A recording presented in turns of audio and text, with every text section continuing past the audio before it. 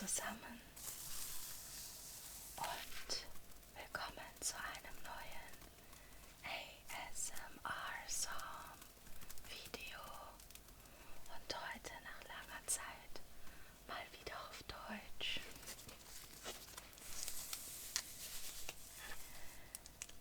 Wie ihr sicherlich schon gehört habt, versuche ich auch zwischendurch mal wieder ein bisschen mehr auf Deutsch zu machen, da doch einige von euch auch gerne deutsche ASMR-Videos hört. Und es geht heute um ein kleines Projekt, was ich hier liegen habe. Einige von euch wissen vielleicht, dass ich auch hobbymäßig fotografiere und das Fotografieren ist jetzt schon ein bisschen häufiger geworden, da ich natürlich aufgrund von Corona nicht so viel machen kann. Da bietet es sich natürlich an, viel spazieren zu gehen. Und da nehme ich jetzt gerne auch immer meine Kamera einfach mal mit. Und was ich euch heute zeigen möchte, ist ein Fotobuch, was ich habe machen lassen bei der Firma Saal Digital. Und in diesem Video möchte ich euch einfach gerne zeigen, wie dieses Fotobuch so aussieht. Also es soll in dem Sinne jetzt keine bezahlte Werbung sein oder ähnliches. Also ich habe das Buch selber bezahlt und die haben mir netterweise einen Gutschein gegeben, sodass ich da Rabatte für bekommen habe. Aber dieser Gutschein, der ist jetzt nicht damit verbunden, dass ich dieses Video machen muss oder so etwas, sondern ich möchte euch das eigentlich nur zeigen.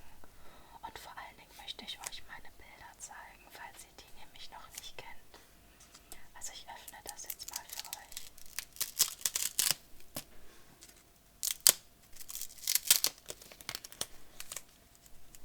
Also das Fotobuch hat jetzt nur ein paar Tage gedauert, bis das bei mir war. Das ging super schnell.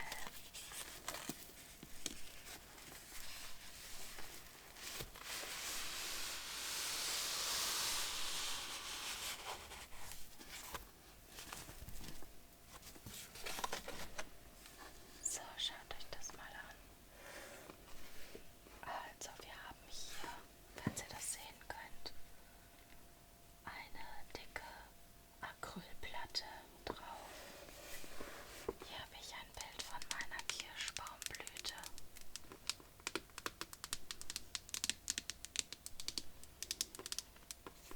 Und das Buch selber ist hier noch in so eine Lederoptik eingebunden. Auf der Rückseite ist jetzt nur Leder.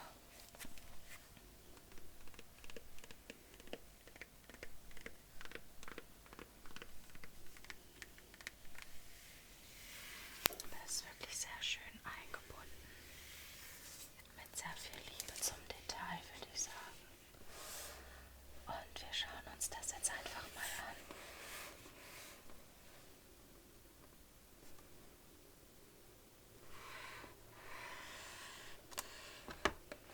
Ich hoffe, es passt ganz drauf. Es ist sehr groß. Wir fangen einfach mal hier an. Das ist das erste Bild von mir. Dort seht ihr eine Birke.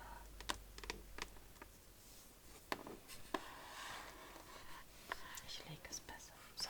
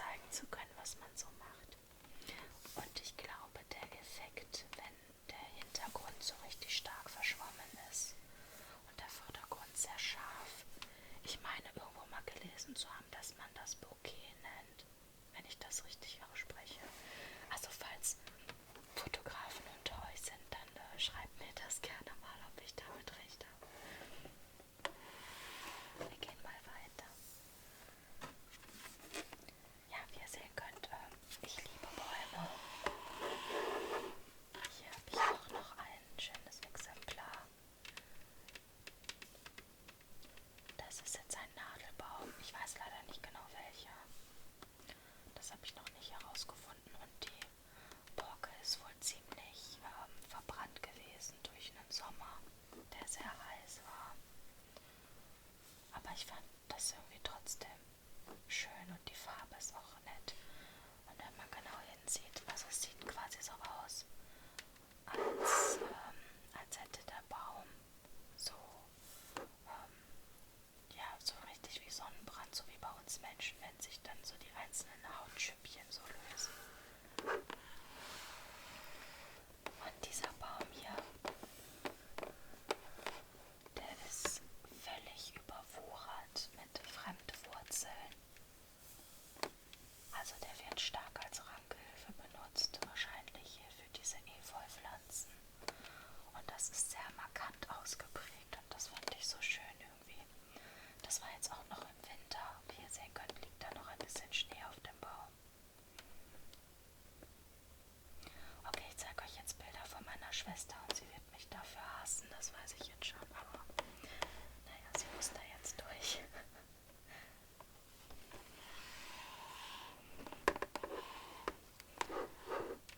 Das ist meine süße Schwester. Und ja, also ich tue mich echt schwer darin, Menschen zu fotografieren. Das liegt mir noch gar nicht. Ich habe da echt noch nicht so das Händchen für. Aber meine Schwester ist so lieb und ja, ich darf an ihr ein bisschen üben. Also wie ihr sehen könnt, wir haben jetzt hier zum Beispiel einen sehr harten Schatten. Das ist jetzt unglücklich gelöst. Müsst ihr euch auf jeden Fall noch, ja, das Model beim nächsten Mal anders hinstellen. Und das fand ich einfach so schön, weil sie in dem Moment wirklich kurz die Augen geschlossen hat und die Wärme der Sonne genoss. Wie ihr sehen könnt, auch hier noch im Winter.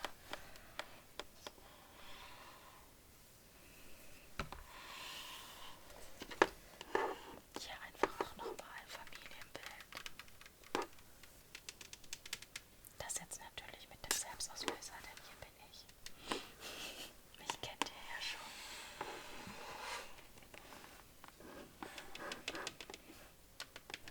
Hier sind auch zwei meiner liebsten Menschen aus meiner Familie. Meine beiden Schwägerinnen.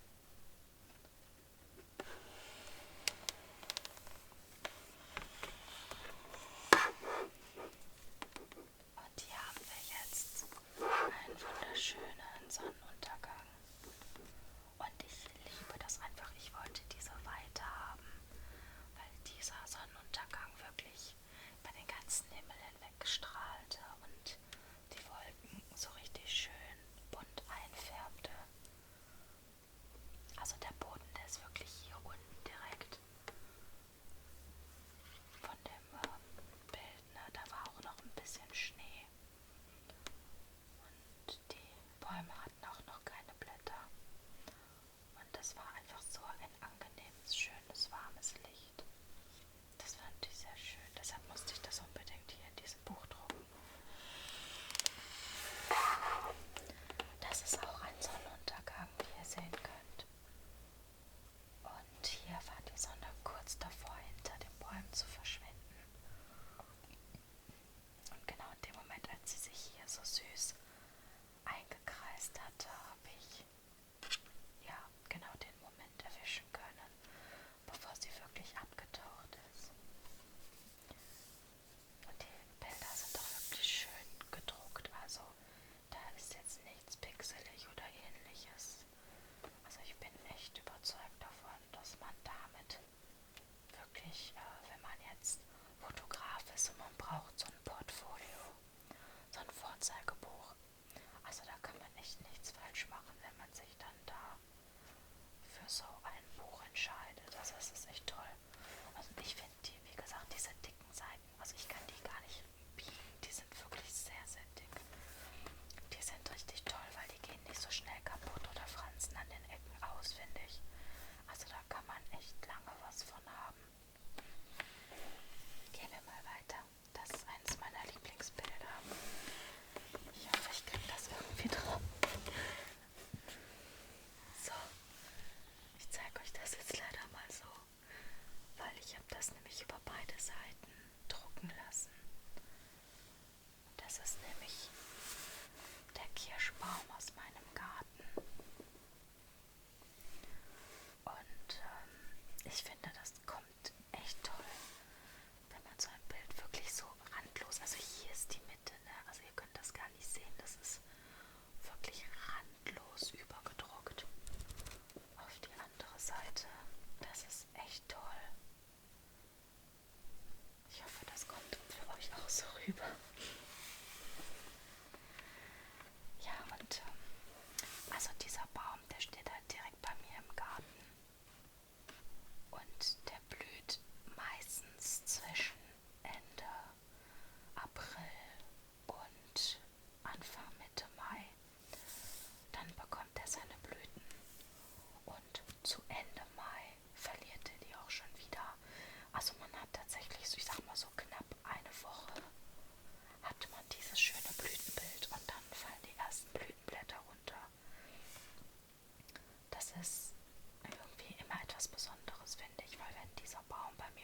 so aufblüht. Und man läuft dann da irgendwie vorbei. Also das ist ein richtiger Blickfang in dem Moment. Ja, und ich liebe einfach diese richtigen schönen Frühlingsfarben. Dann weiß man immer, dass der Winter wirklich weggeht und dass der Frühling da ist und es bald wärmer wird und die Tage auch länger werden. Das ist immer schön. Ich liebe das.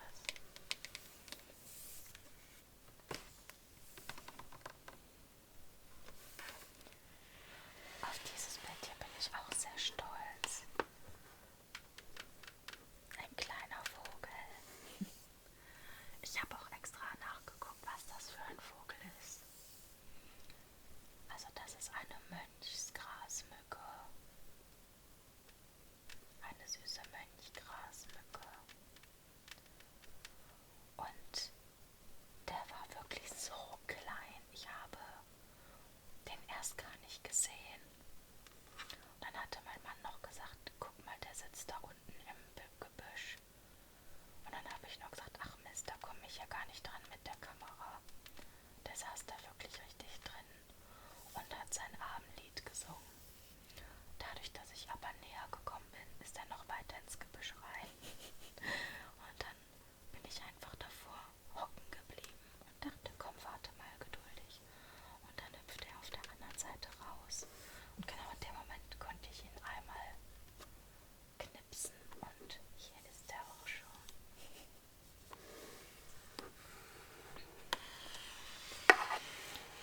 Und hier haben wir eine schöne Kohlmeise, angestrahlt von der Abendsonne. Ich weiß leider nicht, was das hier für ein Fleck ist. Ich weiß nicht, ob ihr das sehen könnt. Da diesen Fleck. Also der ist wohl auch auf meinem Originalbild drauf. Also das ist jetzt kein Druckfehler. Ich hatte die Bilder aber unbearbeitet dahin geschickt. Also so wie die aus der Kamera gekommen sind, ohne jetzt irgendwie da an der Farbe oder so nochmal was zu machen. Weil ich sehen wollte, wie die Farbqualität von dem Druck ist. Und ich finde, wenn man das immer nachbearbeitet hat, sieht man es nicht mehr so gut.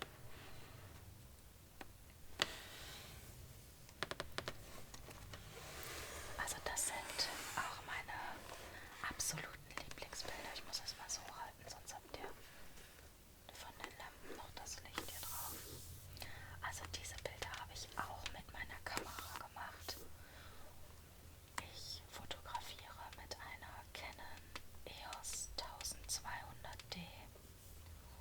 Und für diese Canon-Kamera hat mein Mann mir Anfang des Jahres ein neues Objektiv geschenkt. Genau, also das fotografiert tatsächlich 70 bis 300 mm. Und dann habe ich mir mein Stativ geschnappt, bin in meinen Garten gegangen und habe versucht, den Mond zu fotografieren. Also die ersten gefühlten 100 Fotografien, die waren wirklich nichts. Die waren verschwommen, verwackelt, überbelichtet, was auch immer.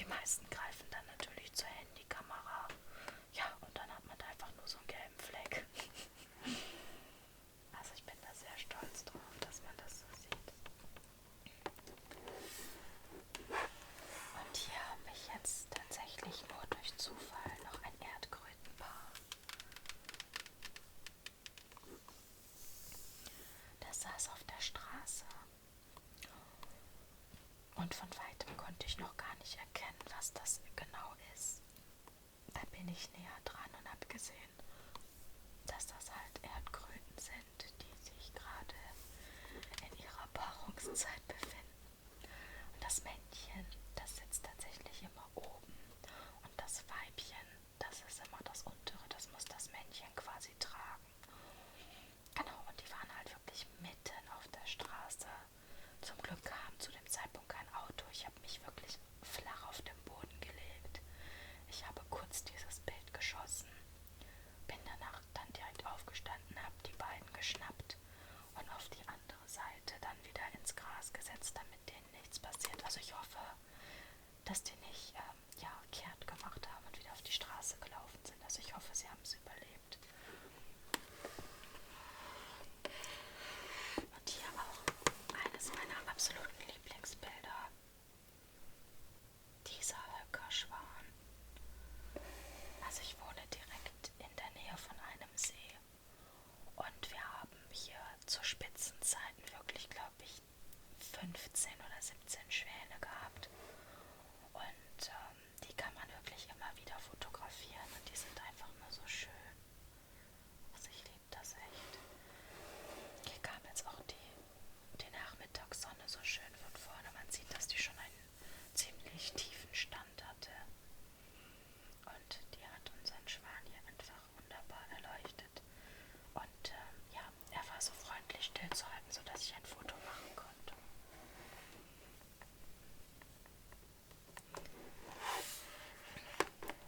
Dann kommen wir hier ein bisschen zu Blümchen und Pflanzen. Also ich weiß nicht, ob ihr das sehen könnt. Ich fand diese Pflanze so schön. Und ich habe mir wirklich die Mühe gemacht, stundenlang im Internet zu suchen, was das für eine ist. Und ich habe die einfach nicht finden können. Und das war bei meiner Schwiegermutter im Garten. Und dann habe ich sie gefragt, was das denn für eine Pflanze ist. Und dann sagte sie mir, das sei eine künstliche. Ich bin da wirklich drauf reingefallen. Ich dachte, das ist eine echte, weil die so schön aussah. Ja, und beim näheren Betrachten, also das könnt ihr jetzt, glaube ich, nicht so gut sehen. Also beim näheren Betrachten konnte man dann sehen, ja tatsächlich, das ist einfach nur eine künstliche Pflanze. Aber trotzdem schön. Hier haben wir auch nochmal junge Kirschblüten. Das sind jetzt Kirschblüten von einem wilden Strauch, also der wird auch keine echten Früchte tragen.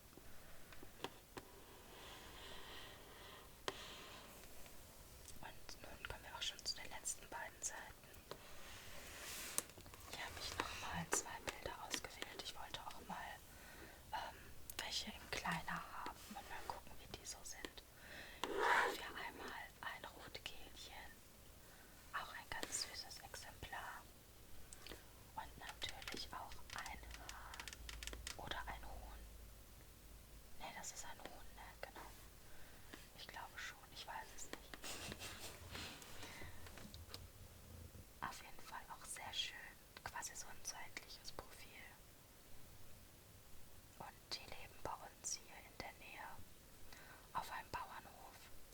Die werden dort freigehalten, also die haben wirklich sehr viel Auslauf. Die haben so einen mobilen Hühnerstall, also es ist quasi wie so ein Anhänger, wo die halt rein können und da sind die geschützt. Und der wird dann wirklich immer Stück für Stück weit über das ganze Feld getragen, sodass die auch immer frisches Gras und sowas haben.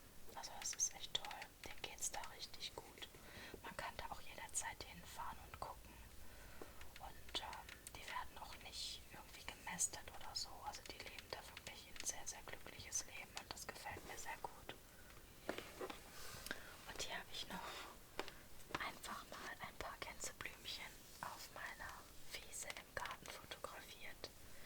Da bin ich extra ganz tief und nah mit der Kamera reingegangen in meine Wiese, um dieses Bild zu machen. Ja, das war es dann auch schon. Das war so eine kleine Auswahl von meinen Bildern, gedruckt in diesem wunderschönen Fotobuch von Saal Digital.